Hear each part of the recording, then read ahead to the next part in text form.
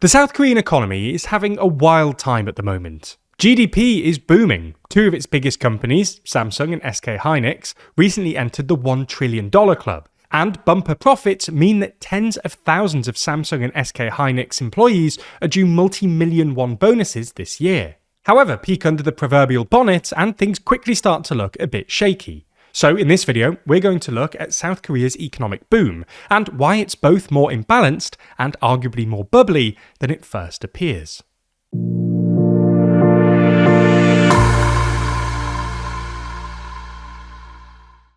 Anxieties about material self-sufficiency, a turn towards protectionism, great powers asserting their spheres of influence, this all looks suspiciously similar to the build-up to the First World War. In the latest issue of our magazine, we explore the remarkable parallels between now and then, and ask whether we can avoid a third one.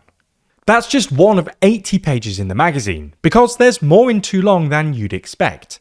Purchase your copy by clicking the link in the description.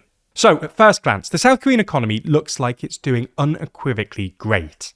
Having grown by about 1% in 2025, the OECD expects South Korea's growth rate to nearly triple in 2026, forecasting GDP growth of 2.6%. This becomes even more impressive when you factor in the fact that, thanks to its incredibly low birth rates, South Korea's population is already shrinking. This implies that, on a per capita basis, South Korea's economy is expected to grow by nearer 3%, which would be one of the highest rates in the OECD. Furthermore, this could plausibly be an underestimate. In just the first quarter of this year, South Korea posted GDP growth of 1.7%, which would translate to an annual growth rate of about 7%. This was largely driven by exports, which rose by 38% year on year, but these show no signs of slowing down. More recent data suggests that exports actually extended their momentum in April and May, suggesting we should expect some pretty impressive GDP numbers for the second quarter as well. Anyway, as you might already know, much of this economic boom is being driven by AI. For context, South Korea dominates in the production of certain high-end memory chips. The AI boom has created massive demand for these chips, and this has given way to an export boom, which has been the main contributor to the impressive GDP figures. Again, at first glance, this all looks dandy. However, there are two big caveats worth mentioning here. The first is that this boom is incredibly narrow. While the AI-adjacent economy might be doing all right, the rest of the South Korean economy isn't in great nick. You can see this clearly if you disaggregate South Korea's production index. While chip production has boomed, the rest of the economy has now been stagnant for basically 3 years. Furthermore, most of South Korea's AI boom is being driven by just two companies, namely Samsung and SK Hynix. Both companies are now valued at over $1 trillion, or at least they were before Monday's correction, and are expected to rake in $200 billion and $140 billion in operating profit this year respectively. If these numbers hold up, this would make Samsung the second most profitable company in the world after Nvidia, and put SK Hynix comfortably in the top 10, behind only the most profitable US tech companies and maybe Saudi Aramco. If they don't, however, and something goes wrong for either, this could be bad news for the South Korean economy more generally, given that they together account for something like half of the entire Kospi, South Korea's main stock index, and a non-trivial fraction of South Korea's entire GDP. The second caveat worth mentioning is that parts of the South Korean economy are looking suspiciously bubbly. Obviously, if AI ends up being a bubble, South Korea is very exposed. But even if AI ends up being half it's cracked up to be, the Kospi looks pretty crazy, and has now risen by something like 200% in just the past 12 months. Even if you're a die-hard AI bull, it's hard to deny that a 200% rise in barely a year looks pretty precarious. If this is a bubble, and if it does burst, it could be terrible news for the South Korean economy, in part because foreign investors have actually been selling Korean equities this year. 60% of the market is held by domestic investors, which means that a sudden downturn could wipe out Korean savings. The other bit of the economy that looks a bit bubbly is the housing market. The Korean housing market was already looking bubbly before the AI boom. Korean households were already some of the world's most indebted in the world before the pandemic, and prices surged further during and after COVID.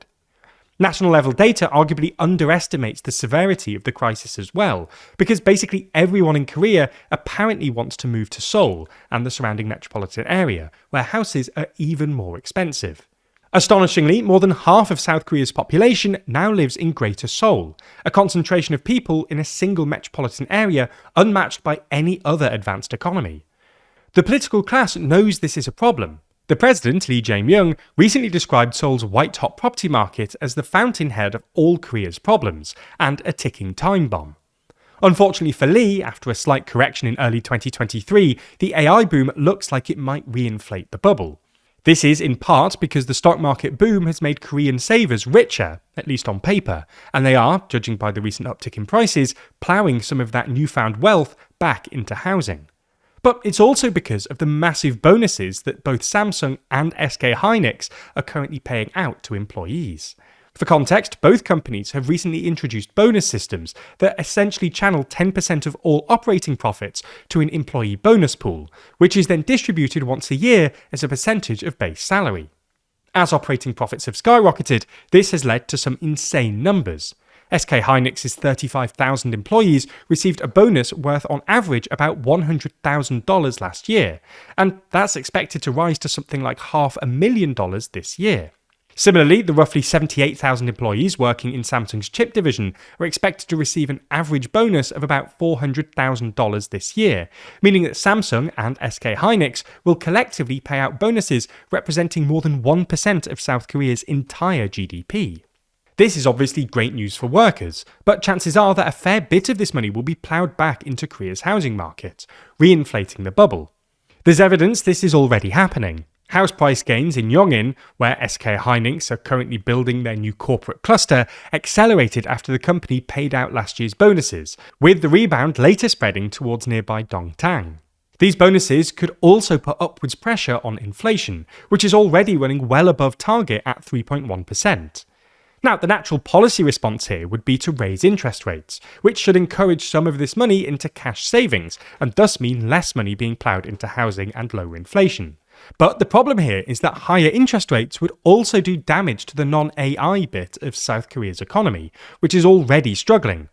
This interaction between our two caveats is the fundamental reason that the Korean economy looks shaky. It's not just that it looks bubbly, it's also that it's too imbalanced for the usual policy remedies to be applied straightforwardly. When a story like this breaks, the headlines aren't just fast, they're fragmented.